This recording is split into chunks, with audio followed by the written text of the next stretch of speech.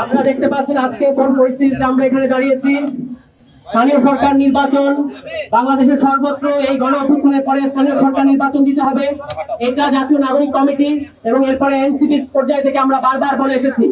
কিন্তু আজকে এই নির্বাচনটা না দেওয়ার ফলে আপনারা দেখতে পাচ্ছেন অবৈধ আওয়ামী লীগ আমলের অবৈধ নির্বাচনকে কেন্দ্র করে আজকে অনেকে বৈধ নির্বাচন চাচ্ছে, বৈধভাবে মেয়র হতে চাচ্ছে।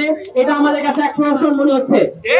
আমরা বারবার বলেছি যে ইসি পুনর্গঠন করেন এবং আগের নির্বাচন যতগুলো নির্বাচন আওয়ামী লীগ আমলে হয়েছে অবৈধ নির্বাচন গুলোর ব্যাপারে ইসিকে কোনো সিদ্ধান্তে আসতে আমরা দেখছি না, ইসি কোনো মন্তব্য করতে দেখছি না।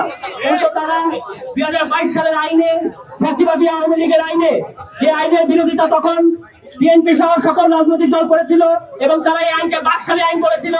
এই বাকশালী আইনে ইসি গঠিত হয়েছে সংস্কার প্রস্তাবগুলোকে কোনো রকম আমলে না নিয়ে। এই ইসি আজকে সাংবিধানিক প্রতিষ্ঠানের মতো আচরণ করছে না, একটা রাজনৈতিক প্রতিষ্ঠানের মতো তারা আচরণ করছে। অবিলম্বে এই ইসিকে পুনর্গঠন করতে হবে এবং ইসি পুনর্গঠন করে সারা দেশে স্থানীয় সরকার নির্বাচন দিতে হবে। এই দাবিতে জাতীয় নাগরিক পার্টি এনসিপি সারা দেশে বিভিন্ন পর্যায়ে ধারাবাহিকভাবে কর্মসূচি পালন করবে। আমি আমাদের নেতা কর্মীকে ধন্যবাদ জানাচ্ছি। আপনারা অনেকক্ষণ রোদ উপেক্ষা করে এখানে দাঁড়িয়ে আছেন এবং রাস্তা যেন চলতে পারে, রাস্তা যেন সচল থাকে, সেই কারণে আপনারা রাস্তা ছেড়ে দিয়েছেন। এটা বাংলাদেশের রাজনৈতিক সংস্কৃতির জন্য একটা অনন্য হয়ে থাকে। সবাইকে ধন্যবাদ।